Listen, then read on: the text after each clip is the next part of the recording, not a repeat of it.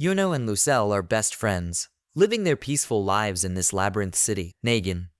Until one day, an earthquake hits the town, and it destroys all of the buildings in the center of town.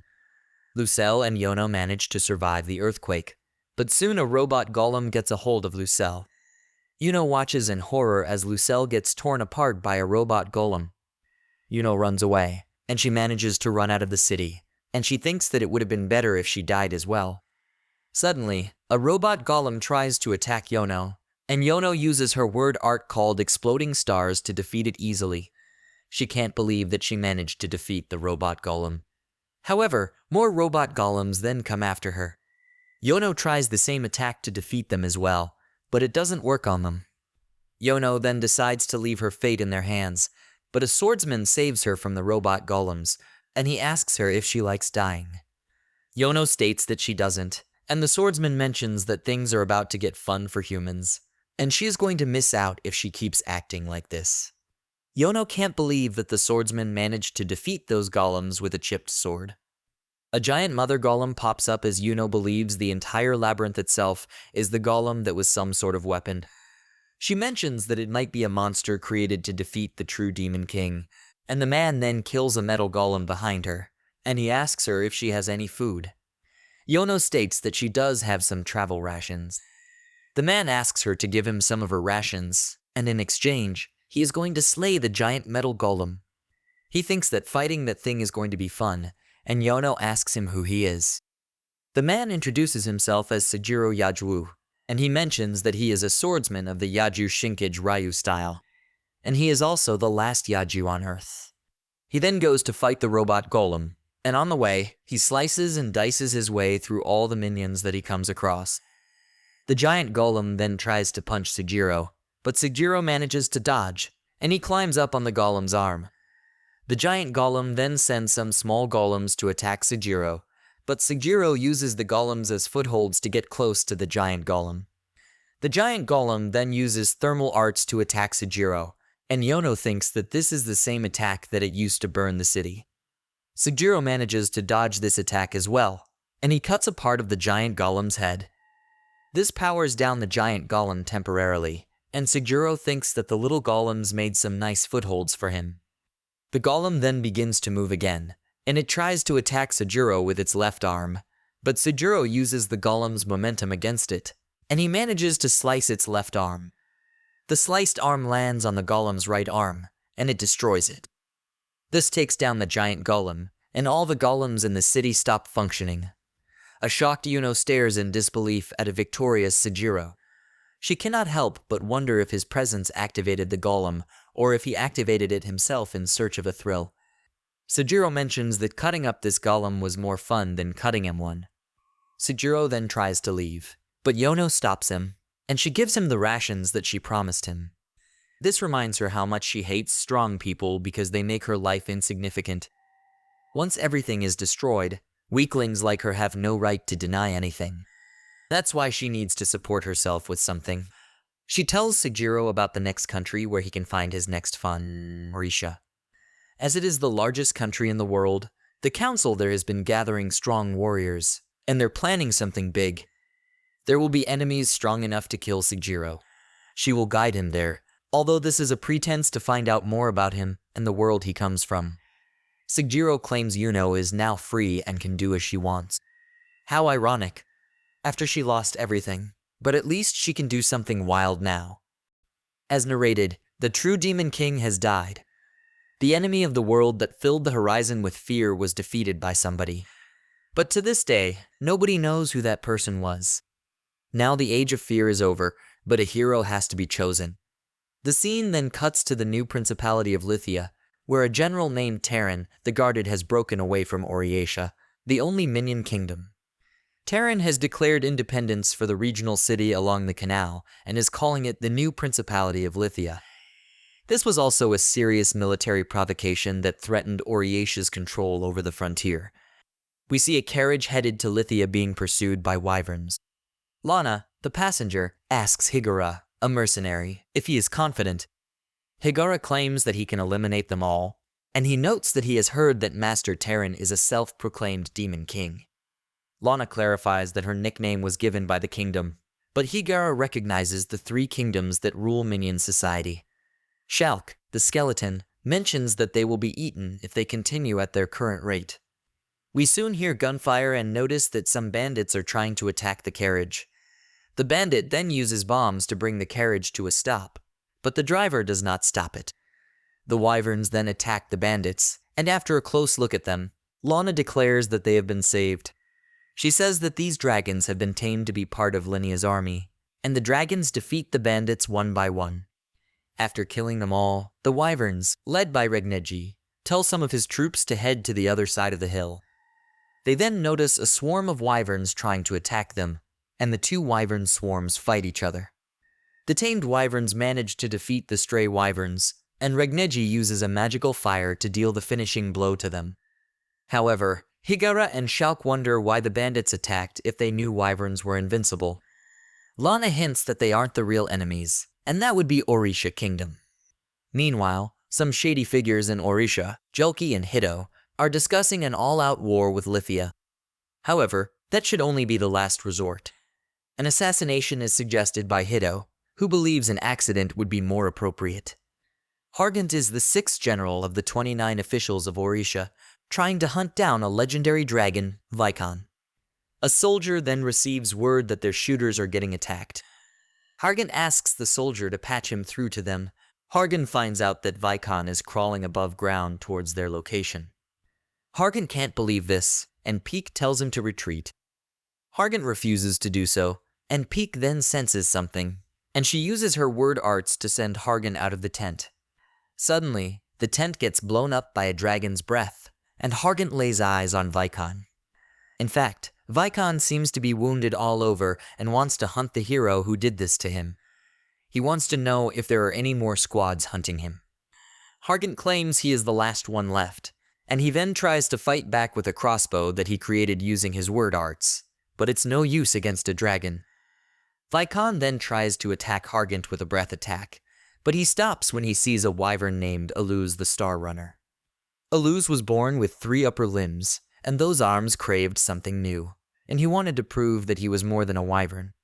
He longed for everything that was out of his reach, and before long that desire led him to obtain a town's treasure, conquer a land, and a labyrinth, and now he is on the verge of destroying a legend. Vikon then attacks Aluz, and he asks him to stay out of this. Aluz dogged the attack and revealed his weapon, firing a shot into Vikon's eye with a bullet. Aluz then uses his magic to shapeshift the bullet and take down Vikon. Hargant then attacks Aluz, but he dodges, and Hargant wonders why Aluz wants to steal his enemy from him. Aluz mentions that he was only helping his friend, and Hargant states that he is not his friend. We then see that Vikon is still alive, and Desperate Final attacks Aluz and Hargant with a breath attack, but Aluz uses an artifact called the Great Shield of the Dead to block the attack, and then slices the dragon in half. Hargant tells him Orisha is trying to gather the strongest heroes and tells him to head there if he is proud of his strength. However, Hargant won't choose him, for he will never use his strength for glory. Aluz accepts and remains humble because he believes Hargant will become better than him. He then flies off to Nagin, as there is something there he wants. It is narrated that Aluz possesses lots of unusual magic items collected from all over the land and can handle any sort of weapon with exceptional skill. His desire to surpass dragons has made him the fastest airborne creature. Taran was once one of Orisha's great officials. When the demon lord died, she declared Lithia independent from Orisha and herself the true demon lord. Now she is preparing for war with Orisha as she seeks the item she has sent Dakai on a quest for. He hands her this orb, the Cold Star. She thought he was the one who defeated Golem, but Dakai denies it and claims there is someone else stronger than him. Taran gives him another mission. Because of the bandits, she believes Orisha is sending them to observe their movements. This means someone is leaking information, and it is his job to find out who.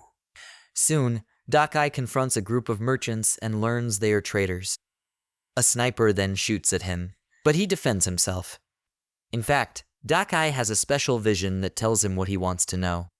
He takes other measures to kill all the other hidden spies, leaving none of them alive. Even when those who give and want to genuinely cooperate are killed, He will have none of that and kill them all. He is not a swordsman, but a bandit himself. Meanwhile, Regneji accuses one of his wyverns of breaking the law by eating a Lithia citizen. In exchange for protecting them, they are well fed. He makes an example of him by killing him off and reminding the rest that making such a foolish move will make their swarm starve and lose Taran's trust. Regneji then visits the blind princess, Kurt. He might have a sharp tongue and won't let her touch him, but he wants to hear her singing, which calms him. As explained, Kurt lost her eyesight after the demon lord destroyed her home. However, in that darkness, it was this song that prevented her and Regneji from succumbing to insanity. Regneji asks Kurt about the impending war, but Kurt won't leave Regneji, although he notes that a stupid person like her will die first. She laughs it off. She talks about songs coming from angels, and if only Regneji was an angel. Regneji flies off as we hear a narration of him being a fearless leader who leads his swarm and roots himself in the core of a nation. Hito receives a report that all his spies in Lithia are dead. Noting that sending more men would mean sending them to their deaths, a change in tactic is needed. He goes to see Nihilo in her cell and asks her how many she needs. Nihilo states that she would only need one. As narrated, she is the most horrific bioweapon there is. Now we see Aaliyah, a minister of Orisha, at an elven village. She teaches and demonstrates Yawaka, a few forms of magic word arts. While she happily learns from her, it seems Aaliyah has her own ulterior motive. She is here and can't tell her. Later, Aaliyah meets Kia, who has been eavesdropping on them. She reminds her to use her powers only for the greater good. However, she doesn't care as long as she is enjoying her life. On the day Aaliyah is to leave the village with Kia, Yawaka and Thien come to see her off. They are grateful for all she has done. We are told Aaliyah's mission here is to secure a study abroad program for Kia in Orisha. It is all for the sole purpose of entering her in a tournament to find the best hero. Because of Kia's word art, which defies all logic and physics, she is the strongest. With Kia winning it, this means nobody will look down upon Aaliyah, who has been cast as the child of a concubine. As a farewell present, Kia brings them to a spot where she shows she can clear away the clouds. She does so easily, and this brings tears to Aaliyah. She is certain nobody can stand in her way. Lana introduces Higera and Shulk to Taran. Taran knows of Higera as an undefeatable slave gladiator who has killed many in illegal battles in remote areas. However, he has been bossed around by a slave trader for a long time, and it just doesn't add up. Higera is part of the Mandrake tribe and was plucked from his home by a slave trader to fight in matches. Because of the rule to kill or be killed, Higera easily kills all his opponents with his nimble, thin branches holding weapons. The more he fights, the more he kills, and soon everyone wants him dead in fights. But no matter how strong, or even if the opponents bring guns, they all die. To a point, nobody wants to fight and lose their lives to him. Imprisoned for a while, Higera notes that he is not fixated on life, but doesn't want to die. Soon, the Demon Lord's army attacks the place. It is then that he realizes the pride of a gladiator. After killing so many, he will not be killed by this level of enemy. He goes out to take down the Demon Lord's army single-handedly. Unlike Higera, Shulk, as a mercenary, will not talk. Unless he gets paid in advance, working would be a breach of his principles. Dakai then comes into the room, and he notices that they have guests. He states that Higera has been awfully quiet, and he throws a fruit at him, telling him to eat it. Higera splits the fruit into pieces, and the fruit melts. Taran is taken in by his skill, and Lana wonders if this means that mandrakes can use 3 arms at once. Higera simultaneously reveals 42 different arms, all holding weapons at his disposal. Meanwhile, Hito's expedition is transporting heavy equipment through the mountainous regions. Hito tells Kuzi that all this luggage is slowing them down, and it will take them 3.5 days from here, needing a place to stay. Thankfully, they are nearby a town where Kuzi once lived. Repel is glad to see him again as she welcomes him and Nihilo to the church, where she helps take care of other orphans. Later, Nihilo having dinner with the rest of the kids of the orphanage, and Kuzi thanks Ripple for preparing room for the merchants he brought with him. Repel tells them that just a while ago, soldiers from Orisha camped here as they were on their way to defeat Vaikon. Later that night, Nihilo goes to sleep in the room, and Kuzi tells her that he is going to stand guard outside. He thinks that he is glad that everyone is okay, and he states that he used to live here 4 years ago. He thinks that nothing has changed, and Ripple then comes there. Ripple pleads with Kuzi to join Lithia. They told her they could support the church if he cooperated. Kuzi realizes he has caused her pain, but he apologizes to her, and he mentions that he can't help her. Suddenly, someone attacks Ripple, but Kuzi saves her. Ripple asks them to stop, but the attackers ask her to get out of the way, and they think Kuzi has ties with Orisha. Kuzi then hides Ripple behind him, and he takes out his shield. The attackers fight Kuzi with their swords, but Kuzi blocks all of their attacks with his shield. However, the soldiers start to mysteriously die. The last one was taken out by Nihilos. Ripple then apologizes to Kuzi, and she mentions that she never thought that these guys would try to kill him. Kuzi tells her that he knows, and he mentions that she didn't do anything wrong. He asks her to show him her stomach, and he notices that an arrow has speared through her gut. Ripple states that she only wanted to make everyone happy, just like Kuzi, and she dies. Afterwards, Kuzi makes a grave for her, and he mentions that Nihilo has died before, and he wonders if she saw an angel when she did. Nihilo mentions that someone just made them up, and Kuzi states that he agrees with her. But even so, angels do exist. A lonely one who is always watching him, Nastique. As nobody notices her presence, she is immune to all interference. She also has absolute authority to end life and can take it away without ever being seen. Yuno brings Sajiro to see Hito. Hito has an important task for them before he talks about the tournament. He wants Sajiro to assassinate Taran, who is gathering magic items and has her own Wyvern army. This is to stop a war from breaking out. Yuno then asks if a follower of Taran was at Nagin. Hito claims it was Dakai, but whether or not he activated the Golem is still up in the air. This leaves Yuno frustrated because she was trying to find an excuse to not label that tragedy as a disaster and not blame her own weakness. She gets permission to follow Sajiro on his mission. As Rigneji goes to see Kurt, she is not around, but surprisingly, Dakai is here, and both don't like each other. Dakai hints that Kurt has been recording stuff and could be a traitor leaking information to Orisha.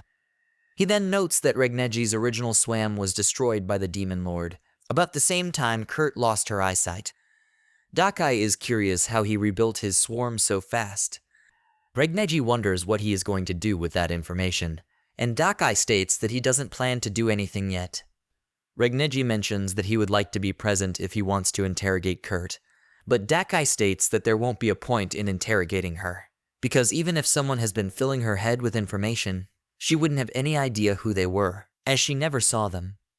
As they part, Rigneji vows to protect his swarm, even if Kurt is the traitor. Meanwhile, Kurt is having dinner with her adopted mother, Taran. Kurt hopes Rigneji won't be put in constant danger and worries about the war. Taran assures her she will emerge victorious. Taran notes about finding Rigneji and Kurt together. While Kurt believes Rigneji is an angel who saves others, there is a darker truth that Taran dares not tell her. Aaliyah and Kia arrive in Lithia. However, as Aaliyah notes, it is not for sightseeing or for Kia to continue her lessons. Since Kia's ability is her trump card, she must take out all those who know about it. The only person who does is Lana, as she was a spy who got information about it and sent Aaliyah to further investigate. So when Aaliyah meets up with Lana, she lies about that power being a fraud. They also talk about Taran's assassination, but she is unsure when it will take place. They have to kill her before a full-scale war breaks out. Then Aaliyah prepares to kill Lana, but with Kia returning, she puts it off. After they part ways, Aaliyah follows Lana, who meets up with Dakai, who reveals Kurt is the traitor. However, that girl will not betray Taran unless she is enticed, and that person is Lana. She created the greatest alibi to use a blind girl to record in Braille, while she herself is outside the city looking for mercenaries. Dakai, as a bandit, has managed to find out where Lana keeps her transcripts. Lana panics as her secret is busted. She is forced to go with him to see Taran. Aaliyah overheard all this, and this changes her plans drastically. If Lana speaks, naturally Aaliyah will be investigated. As she tails them, She wonders if Kia's power can kill Lana in a single blow and escape Lithia untraced. That's all for now. If you want more, please subscribe and turn on notifications so you don't miss the next part.